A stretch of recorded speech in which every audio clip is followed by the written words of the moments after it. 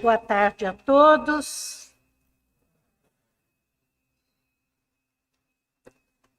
Mais um Natal. Graças a Deus ainda estamos aqui encarnados, né? Então temos motivo a mais para agradecer. Mas esse ano, ao invés de lembrarmos só de Jesus, vamos nos lembrar também da figura tão importante de sua mãe, Maria de Nazaré, que se dispôs a trazer Jesus ao mundo para que ele nos trouxesse a sua mensagem de esperança e de fé, né? Para quem gosta de arte, a Pietà é uma célebre obra de mármore esculpida pelo artista italiano Michelangelo, entre 1498 e 1499. Ela é, lá na Itália, também chamada de Nossa Senhora da Piedade ou Nossa Senhora das Dores. Maria expressa um sofrimento resignado perante a morte de seu filho. A Pietà de Michelangelo se encontra na Basílica de São Pedro, no estado do Vaticano, em Roma. Então, é uma figura linda de mármore, onde Michelangelo, apesar dos seus 23 anos de idade, conseguiu, com uma destreza que só ele tinha, nos mostrar, numa face de Maria, a dor, e na outra face, a serenidade. Quando você olha para o bloco de frente, você vê uma coisa. Se você olha desse lado, você vê a angústia da mãe que perdeu o filho. Se você olha do outro lado, você vê a serenidade da mãe que aceita o fato de ter perdido o filho. Mas o mais importante disso tudo é que essa maravilhosa obra pertence ao Vaticano. É um patrimônio do Vaticano. Mas Maria de Nazaré não é um patrimônio do Vaticano, nem de igreja nenhuma e nem de religião nenhuma. Maria é um patrimônio da humanidade. Maria é de todos nós. Ela veio para nos auxiliar naquilo que precisava ser feito naquela época. E veio de muito longe. De onde veio Maria? Existe uma comunidade de espíritos puros e eleitos pelo Senhor Supremo do Universo, em cujas mãos se conservam as rédeas diretoras da vida das coletividades planetárias. Jesus, por sua perfeição, faz parte desta comitiva. Jesus é um espírito crístico. Jesus comanda, governa, auxílio é co-construtor do planeta Terra, assim como outros espíritos crísticos que também fazem parte dessa comunidade, são os governadores e os cuidadores de outros planetas do nosso sistema solar. Essa comunidade já se reuniu por 2 vezes ali próximo ao Sol. Na segunda vez em que eles se reuniram, eles estavam decidindo a vinda do Senhor Jesus à face da Terra, trazendo à família humana a lição imortal do Evangelho. Na verdade, a vinda de Jesus já estava programada há muito tempo.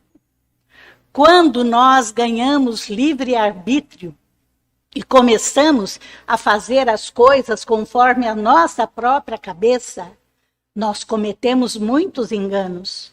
E o planeta, ao invés de andar para frente, em muitas situações, estacionou. Então já era sabido pela coletividade superior que Jesus teria que vir para dar uma ajustada no povo que aqui estava. Então essa reunião não foi bem para saber sobre a vinda de Jesus. Isso era uma coisa que já estava decidida. Essa reunião foi para saber quem viria com Jesus, quem viria auxiliá-lo. O assunto dessa reunião, com certeza, foi quem seria sua mãe, que espírito estaria apto a trazer no seu ventre por 9 meses um espírito da luminosidade de Jesus. Um espírito com tanta luz que mal cabia no corpo que ele mesmo habitou. Por isso ele é sempre retratado com aquele halo de luz, porque Jesus transcendia o corpo. Então era necessário uma mãe que tivesse essa capacidade. Logicamente que nós estávamos saindo de um mundo primitivo para um mundo de provas e expiação. Nós não tínhamos aqui no nosso planeta alguém apto a ser a mãe de Jesus. Era necessário ir buscar em outras esferas. E foi o que aconteceu. Maria não fazia parte desse planeta. Maria habitava altas esferas, em dimensões muito superiores do que essa nossa. E uma vez que ela foi escalada para ser a mãe de Jesus, Maria empreendeu uma longa viagem. Maria foi descendo dimensão a dimensão até se ajustar a um corpo como o nosso, do nosso planeta. Porque lá onde ela estava, naquela dimensão, também não conseguiria estar aqui na Terra num corpo como o nosso, um corpo físico como o nosso. Mas Maria não podia vir sozinha, teríamos que ter outros auxiliares. José, então, como era um espírito também de luminosidade e pronto para fazer o papel de guardião da família de Jesus, foi escalado para ser o seu pai. Tanto foi José um guardião, que quando Herodes mandou que se matassem todas as crianças com menos de 2 anos, Gabriel, que também havia vindo com Maria por ser da mesma categoria evolutiva que ela, apareceu para José e falou: retire daqui sua família, leve sua família lá para a sombra da esfinge, lá eles estarão seguros. E antes que alguma coisa acontecesse a Jesus, José pegou sua família e foi embora para o Egito. E lá ficou por um bom tempo até que o perigo passasse. O papel de José era o pai guardião da família que ele tinha que cuidar, da esposa e dos filhos.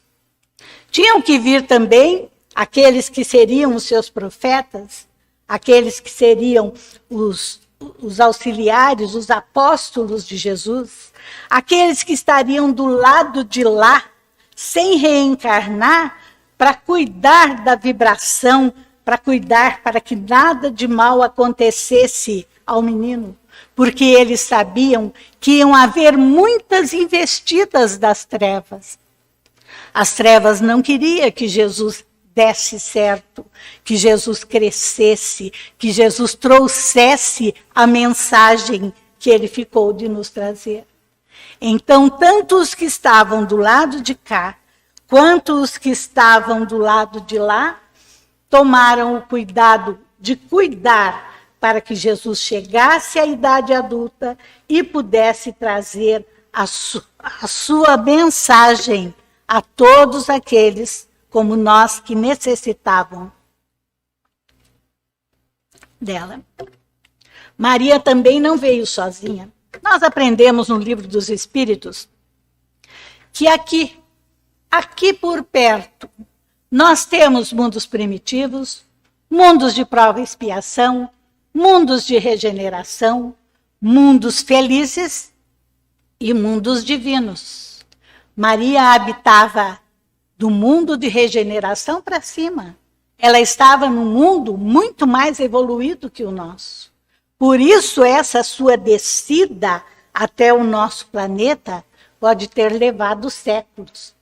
E ela também teria que trazer aqueles que viriam para auxiliá-la. E ela trouxe aqueles que a igreja tomou por bem chamar de anjos. Gabriel, Rafael, Micael, eram espíritos evoluídos que vieram junto com Maria para dar a sustentação a ela na difícil tarefa de cuidar de Jesus. Sim, porque cuidar de um menino revolucionário como era Jesus não deve ter sido fácil para nenhuma mãe. Maria nasceu, então, filha de Ana e Joaquim, e, como era um casal de judeu, Maria era também judia. No judaísmo, quem dá a nacionalidade ou a religião à pessoa é sempre a mulher. Se uma judia se casa com alguém de nenhuma outra religião, o filho dela é judeu. Um filho de uma judia, ele é sempre judeu. E um filho de judeu, se não nascer de uma judia, não é judeu. Então, Jesus era judeu. Nasceu de pais judeus, né? Ana e Joaquim. Quando Maria contava 16 anos, ela teve uma visita inesperada. Inesperada, entre aspas, porque, na verdade, Maria já sabia de sua missão. Como todo mundo que reencarna, o que acontece, esquecemos daquilo que não é para ser lembrado. Né? E então, chegou um dia para ela um anjo, Gabriel, e disse a ela: alegra-te, cheia de graça. O Senhor está contigo, Maria. Ela tinha 16 anos. Era pouco mais de uma menina. Ela deve ter levado um susto tão grande. Ela deve ter ficado, de alguma maneira, preocupada com aquilo, curiosa com aquilo que ele estava dizendo, sem entender adequadamente, até que pensasse com clareza no assunto. E aí então Maria pensou e deu a ele a única resposta que ela havia sido preparada para dar. Não tenhas medo, Maria, porque encontraste graça diante de Deus. Eis que conceberás e darás à luz um filho, a quem porás o nome de Jesus. Ele será grande, será chamado Filho do Altíssimo. E Maria deu a única resposta que ela fora preparada para dar. Eis aqui a serva do Senhor. Faça-se em mim segundo a sua vontade. Foi o que ela respondeu. E a partir daí Maria começou então a gestação do nosso Senhor Jesus Cristo. Maria tinha uma prima de quem ela gostava muito e com quem se dava muito bem. Chamava-se Isabel e era casada com alguém do templo, Zacarias. Maria resolveu então ir contar a Isabel que estava grávida e que seu filho seria o Senhor. Mas um fato bem interessante aconteceu. Quando Maria saudou a prima, o menino de Isabel saltou no seu ventre. Isabel estava grávida de 6 meses e Maria no início da gravidez. Com grande contentamento, Isabel exclamou, dirigindo-se a Maria: bendita és tu entre as mulheres, e bendito é o filho que em teu ventre estás a gerar. É uma grande honra ser visitada pela mãe do meu Senhor. Então nós vemos que aquela oração da Ave Maria, que muitas pessoas pensam ser de determinada igreja, são frases que foram ditas a Maria durante a sua vida. Não foram coisas escritas especialmente para a oração de Maria. Foram coisas que ela ouviu das pessoas com quem ela convivia e que a saudavam. Já estão lá na Bíblia, contido na Bíblia, desde muito antes que o catolicismo se estabelecesse como religião. Então foi o que Isabel disse: bendita és tu entre as mulheres, e bendito é o filho que seu ventre está a gerar.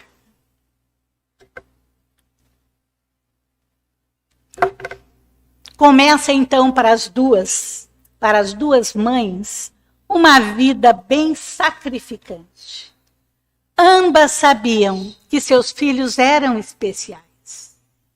Ambas sabiam que não eram crianças comuns.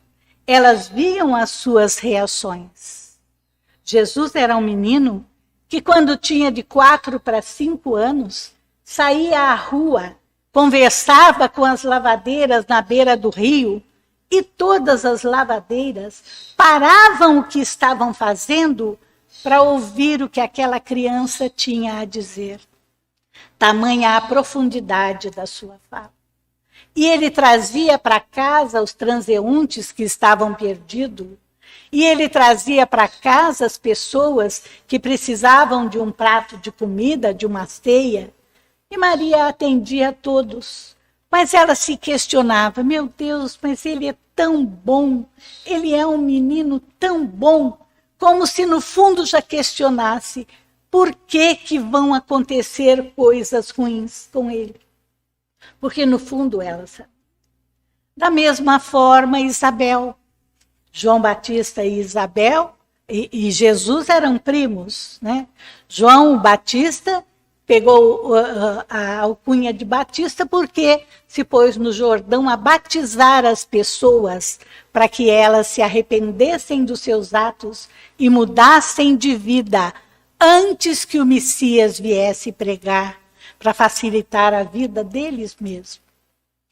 E certa feita, Isabel e João Batista foram à casa de Maria fazer-lhe uma visita. E as duas mães se puseram a ouvir a conversa das crianças. Eles tinham de 7 para 8 anos.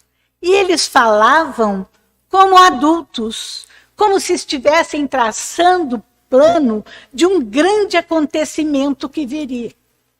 E Maria então falava: meu Deus, de onde esse menino tira essas ideias? Muitas vezes ela perguntava para ele: Jesus, o que você está fazendo? E ele dizia: estou resolvendo os negócios do meu pai. Ela dizia: não, teu pai é José. Não, meu pai é Deus. Ele sempre estava dizendo para ela desta maneira que o pai dele não era José, que o pai dele era Deus. E continuou fazendo até que atingiu a idade adulta e então engajou realmente aí na missão que ele teria que fazer, né? Que era a sua parte, né? Mas Maria e Isabel não eram diferentes das mães que nós somos. Nós somos aquelas mães que falam assim, e pais também. Vai levar blusa? Pega a sombrinha que vai chover. Não vá por aquele caminho que é perigoso. Todas essas preocupações que nós temos, né, de olhar no relógio e dizer: como? Não voltou ainda? Né? Maria e Isabel também tinham com seus filhos. E tinham a preocupação principalmente por sabê-los diferentes. Eles eram diferentes das outras crianças, né?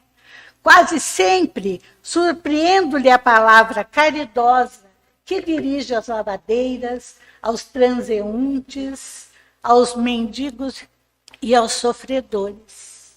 Fala de sua comunhão com Deus com uma eloquência que nunca encontrei nas observações dos nossos doutores. Aliás, nós temos aí uma cena em que Jesus está exatamente dando uma aula aos doutores do templo. Ele tinha 12 anos. A sua ciência não pode ser deste mundo. Vem de Deus, que certamente se manifesta por seus lábios amigos da pureza. Então a gente sempre vê Maria como uma mãe. Uma mãe. Mas talvez nós não tenhamos pensado na Maria mãe como a que nós somos, com as mesmas preocupações que nós temos em relação ao filho. Porque Jesus ainda não era um adulto. Jesus precisava dos cuidados dela.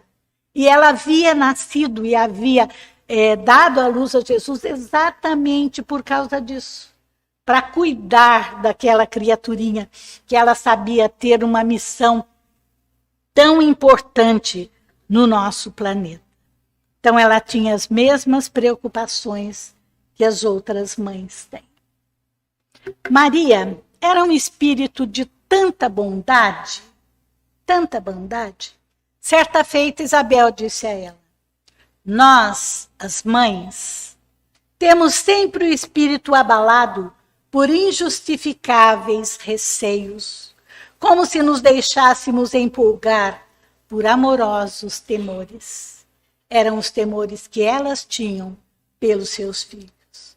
Era Maria um espírito tão cheio de bondade, tão cheio de amor, que foi capaz de esquecer a própria dor para consolar os necessitados, os mais sofridos, mesmo no momento da cruz e até o final da sua encarnação.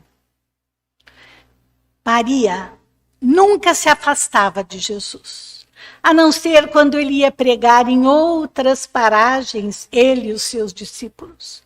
Os seus discípulos e o povo ali da aldeia onde eles moravam tinham um respeito tão grande por ela, porque ela exercia uma ascensão moral sobre as pessoas. Ela não precisava dizer: eu sou a mãe de Jesus. Quem chegasse perto de Maria sentia a sua vibração de amor, porque ela emanava amor o tempo inteiro. Então ela era conhecida na aldeia como mãezinha. Era assim que todos ali daquela localidade tratavam Maria, como mãezinha. Enquanto Jesus pregava, ele e seus apóstolos, Maria também fazia o seu trabalho na sua casa. Ela recebia todos aqueles que iam atrás de Jesus e ele não estava em casa, porque ele estava sempre pregando aqui e ali, curando, ensinando. Então Maria atendia aqueles que iam até lá com o maior amor, orientava, e quando ela via que a solução seria um processo demorado, ela dizia para eles: isso também passará. A mesma frase que ela mandou dizer a Chico Xavier 2000 anos depois, quando Chico, no momento de desespero, pediu uma orientação de Maria. Isso também passará. E que isso sirva para todos nós. Mesmo quando a situação se mostrar crítica, acreditemos que isso também passará. Então Maria seguia os passos do filho, e tem um outro ensinamento, uma outra fala de Maria, na qual nós não prestamos muita atenção, mas que agora é um momento importante, com a proximidade do Natal, de nós pensarmos nela. Quando nas bodas de Canaã, foi o primeiro dito milagre que Jesus fez, e transformou a água em vinho, os homens, Jesus disse a ela: mulher, ainda não é a minha hora. Mas Maria era mãe. Quando a sua mãe manda, você obedece. E foi o que Jesus fez. Ele era inteligente. Minha mãe mandou, vamos transformar a água em vinho. Na verdade, porque era a hora dele. Então ele pediu: tragam-me água. Maria se virou para todos os criados que estavam perto da biga de água e disse a eles: façam tudo o que ele mandar. Deem tudo o que ele pedir. Nós ainda não aprendemos a fazer tudo o que Jesus nos pede. tudo o que Jesus nos ensina. Está na hora da gente parar e pensar nas bodas de Caná na nossa vida, porque Jesus nos deixou tantas lições e nós não temos ainda nos preocupado em aprender a todas elas ou em praticar todas elas. Mas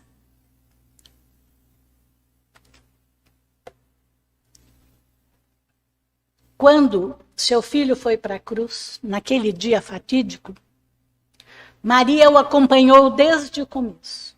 Quando João chegou à casa dela, João Evangelista, que era um menino de 17 anos na época, quando ele chegou à casa dela e disse: mãe, prenderam-no. E ela disse: leve-me até ele. E o João disse: não adianta. Os soldados não deixam ninguém se aproximar. Mas ela foi. E ela tentou. E o soldado brigou com ela, empurrou-a. Mas ela não arredou o pé da porta do local onde Jesus estava preso. E acompanhou no julgamento Pilatos, Herodes, Pilatos de novo, e depois a crucificação. E ela esteve sempre junto. E às vezes, naquela maratona, vendo seu filho sofrer daquele jeito, ela se perguntava: meu pai, mas por que ele? Ele é tão bom.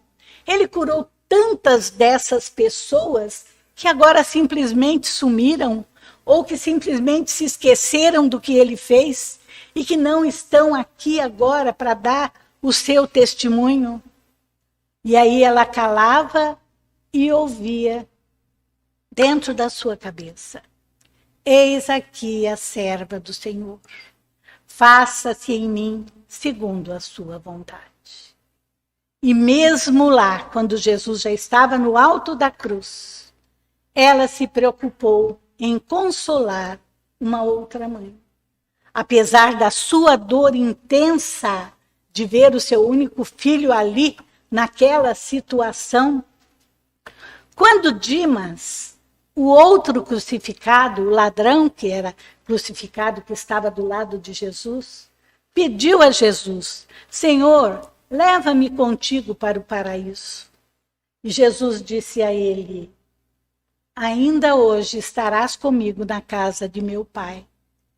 A mãe de Dimas, chamada Tamar, chorava convulsivamente. Maria, então, esqueceu a sua própria dor e disse a Tamar: se o meu filho está dizendo que hoje o seu filho estará no paraíso com ele, então acredite, porque o meu filho é o filho de Deus vivo. E Tamar então acalmou o coração por saber que Jesus havia prometido cuidar do filho dela. Existe ainda um outro fato muito importante que aconteceu nesse momento. Quando nos últimos momentos de sofrimento de Jesus, ele olha para o lado da mãe e de João, Maria não aguenta e diz: meu filho, naquele sofrimento intenso. E Jesus olha para ela e diz: mãe, eis aí o teu filho. E mostra João. E olha para João e diz: filho, eis aí tua mãe.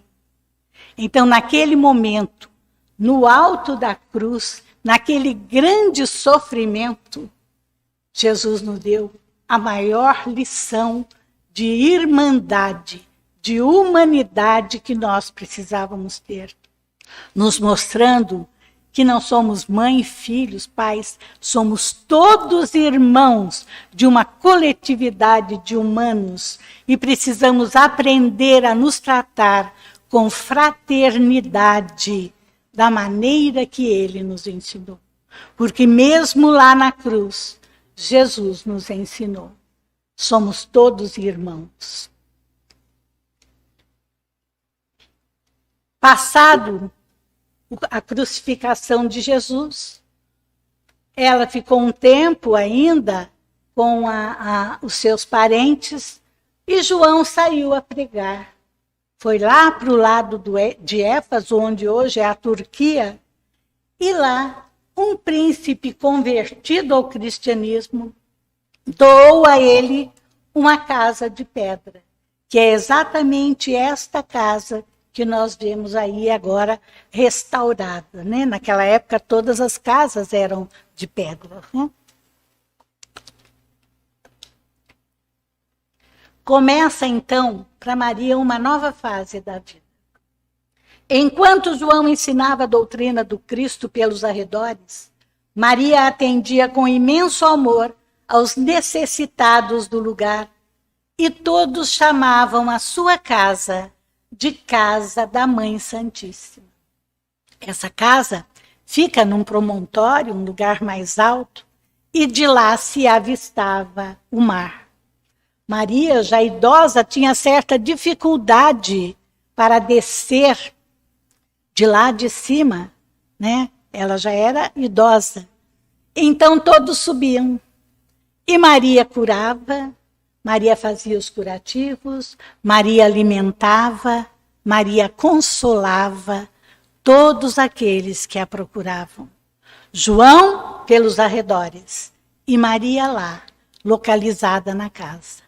Quando ficou idosa demais para andar, aí Maria sentava-se à porta da casa e fazia o mesmo serviço.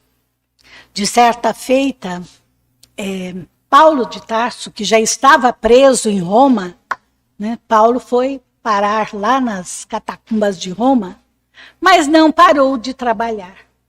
E Paulo, que também já era idoso, tinha uma vontade muito grande de saber mais de Jesus. Mas ele não podia ir ter com Maria, que também já tinha muita idade, para saber o que ela tinha a dizer a respeito do Jesus menino, do Jesus jovem, do Jesus criança.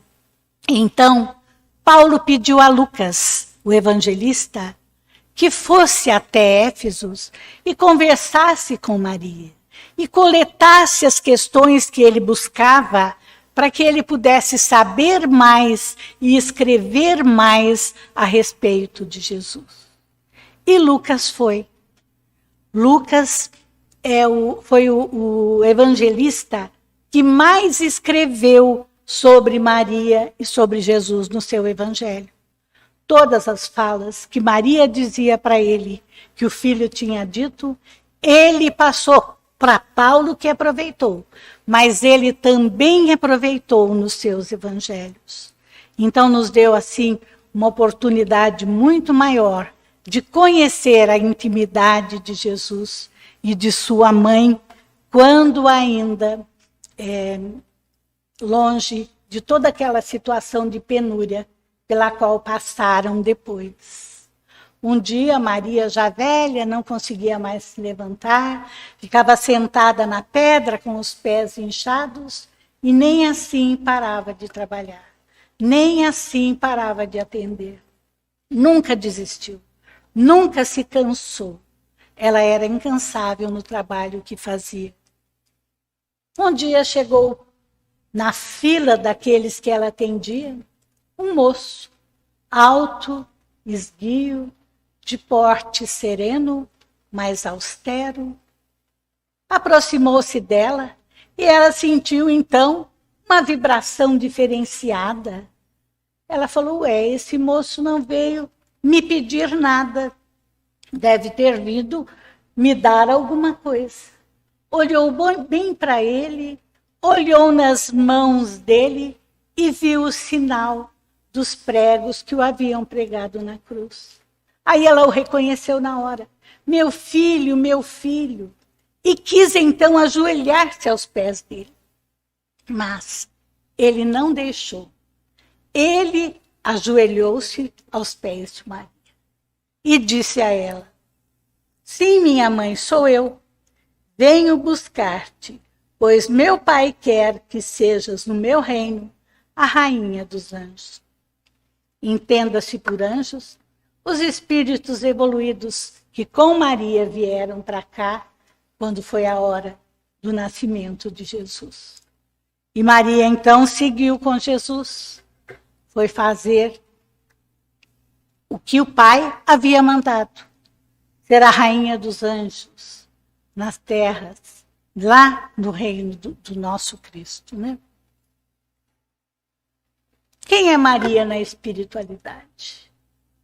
Maria, assim que terminou a sua missão, ela poderia ter ido embora, né? Eu vim, dei a luz, ele nasceu, ele trouxe o recado dele, agora eu posso voltar para as altas paragens, para o mundo mais evoluído da onde eu vim.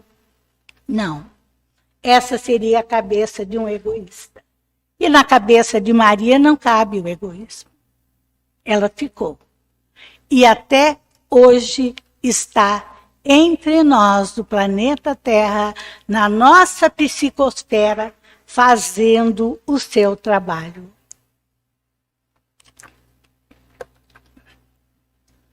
Maria de Nazaré, a amada e sublime mãe de Jesus, é reverenciada como exemplo de amor, de dedicação, de renúncia e sacrifício.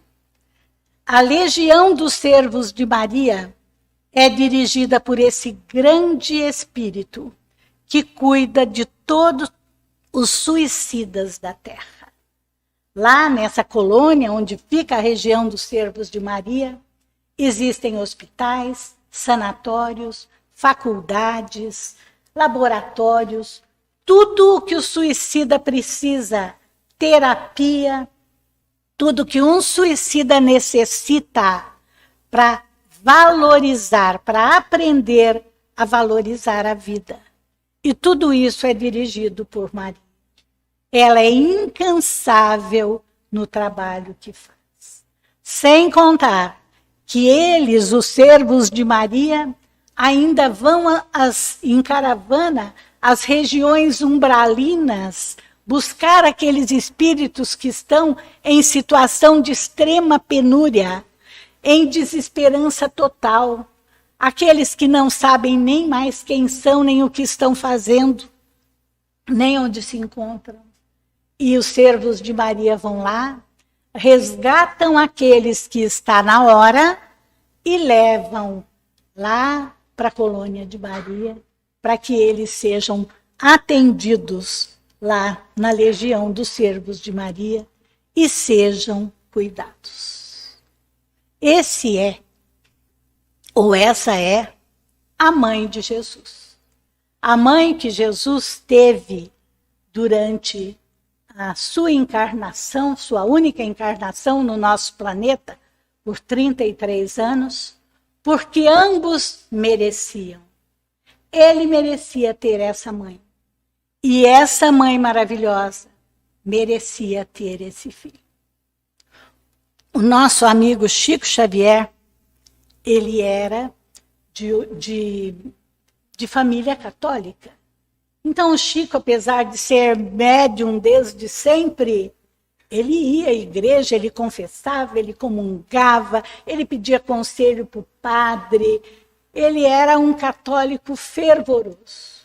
E ele tinha uma vontade muito grande de conhecer, de ver, de ter um retrato de Maria. Mas naquela época não existia aí os YouTubes da vida com milhares de fotografias, os Instagrams, né? Não era fácil. Há 60, 70 anos atrás não se conseguia fotos com essa facilidade. Então o Chico chegou um dia para Emmanuel e disse assim: Emmanuel, será que você não pode ir lá numa entrevista com Maria de Nazaré e pedir a ela que permita que nós possamos pintar um retrato seu? Eu e você me traz os detalhes e eu vou passando para o papel? O Emmanuel olhou para o Chico e falou assim: Chico, você acha que eu tenho acesso a Maria de Nazaré? Você está enganado, meu amigo. Ela está muito acima das pessoas que nós somos hoje.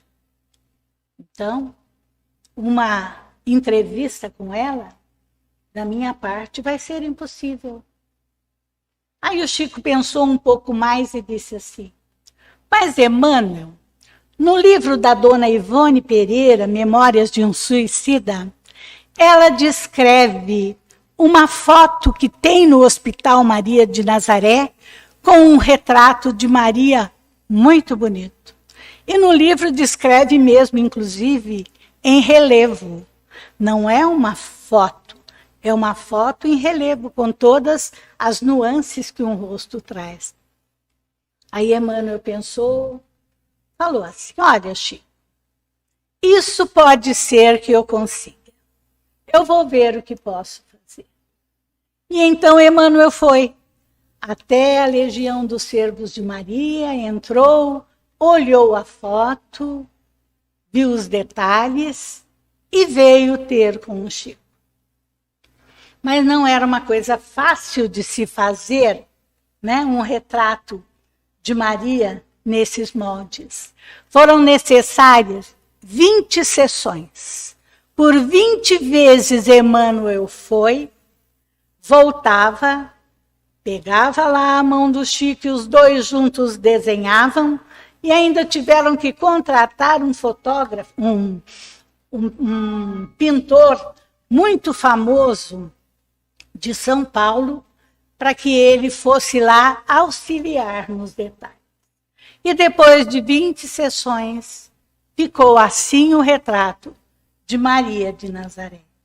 A imagem de Maria de Nazaré.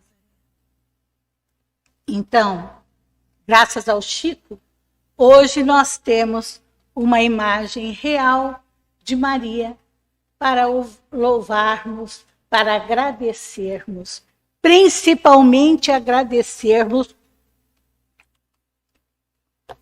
ao sacrifício que esse grandioso Espírito fez, né? E o amor que ela distribuiu enquanto esteve aqui, porque a casa onde ela morava em Éfeso se transformou num santuário e não pertence a igreja nenhuma, não é nem dessa nem daquela religião. As pessoas vão lá dentro simplesmente para orar e sentir a vibração que ainda hoje perdura no local. Então, nós só temos a agradecer. Então, vamos imitar o Rafael, o anjo Rafael, quando apareceu para ela, e dizer: salve, salve Maria. Muito obrigada por tudo. Obrigada a vocês também. Pronto.